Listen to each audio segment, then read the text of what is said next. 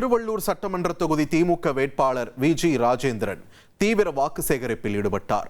பூண்டி ஒன்றியத்திற்குட்பட்ட பகுதிகளில் கிராமம் தோறும் சென்று பொதுமக்களை நேரடியாக சந்தித்து ஆதரவு திரட்டினார். பிரச்சாரத்தின் போது மேளதாளம் முழங்க பெண்கள் ஆரத்தி எடுத்து மலர் தூவி உற்சாக வரவேற்பளித்தனர்.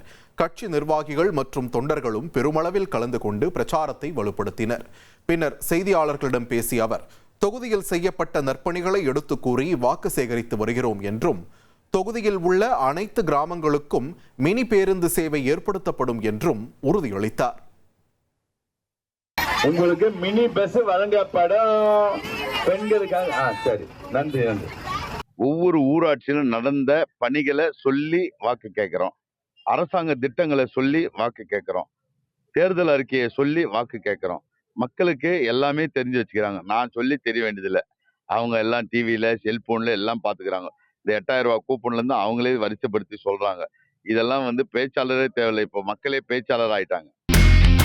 இனி செல்லும் இடமெல்லாம் செய்தி. தந்தி டிவியின் வாட்ஸ்அப் சேனலை ஃபாலோ பண்ணினா செல்ல இருக்கும் இடமெல்லாம் செய்தி. இதோ QR கோட் இப்பவே ஸ்கேன் பண்ணுங்க, ஃபாலோ பண்ணுங்க.